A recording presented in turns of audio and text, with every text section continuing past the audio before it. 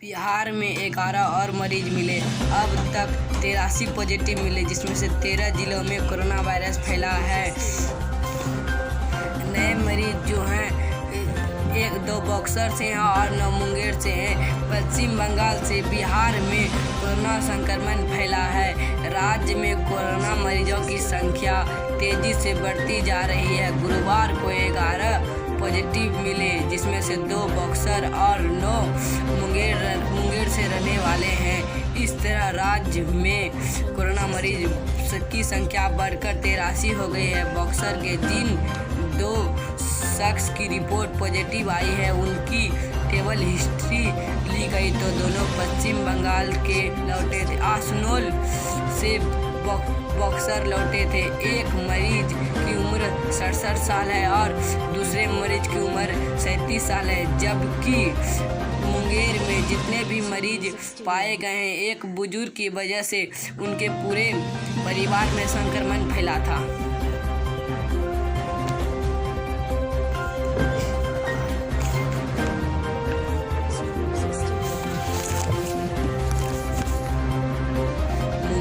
सभी 9 मरीज अपने ही परिवार से संक्रमित हुए हैं। इसमें 3 पुरुष 55, 40 और 68 साल के हैं।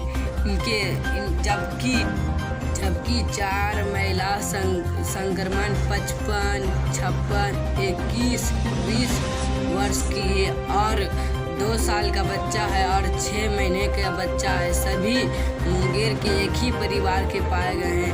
अभी तक राज्य के कुल 13 जिलों में कोरोना संक्रमण के दायरे में खतरे का दायरे में है। अब दिल्ली के बाद पश्चिम बंगाल के रास्ते से कोरोना वायरस पहुंच गया।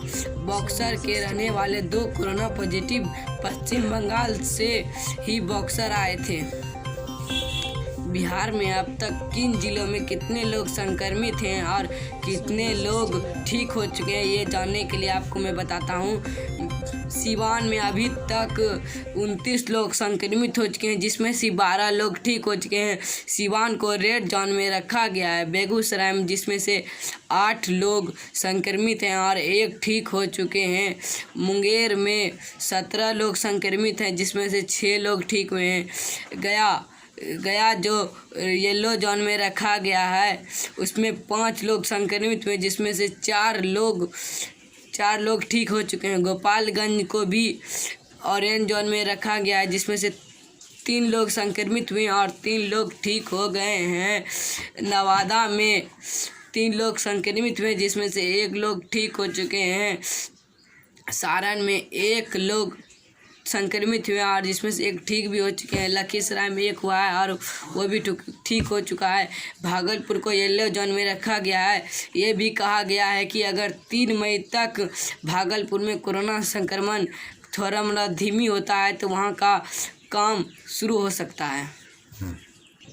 जिले का वर्गीकरण का आधार रेड जोन को 14 दिन तक नया मरीज नहीं मिला तो वो ऑरेंज जोन में रखा जा सकता है। ऑरेंज जोन में अगले 14 दिन तक नया केस नहीं आया तो ग्रीन जोन में आएगा। भागलपुर में 3 मई से हो सकती है शुरू आर्थिक गतिविधियां। बिहार में लॉकडाउन 2.0 के लिए जारी केंद्र सरकार की शर्तें हुबहू होगी। गृह सचिव आमिर सुबहानी ने गुरुवार को इस निर्देश का जारी किया। इस हिसाब से अगर 2 मई तक भागलपुर में कोई कोरोना मरीज नहीं मिला तो आर्थिक गतिविधियां शुरू हो सकती है।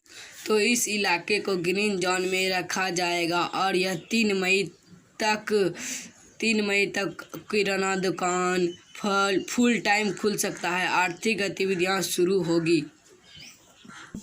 नौगछिया में कोरोना का पहला मरीज 4 अप्रैल को मिला था।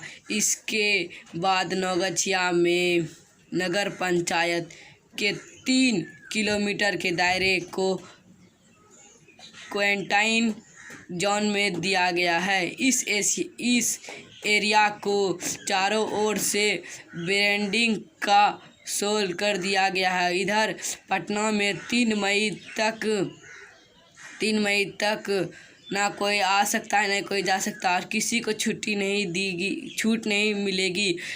ढील सब तभी मिलेगी जब 3 मई तक ख़त्म होने वाले लॉकडाउन 2.0 का अवधि का पूर्ण शर्त नियमों का पालन किया जाएगा।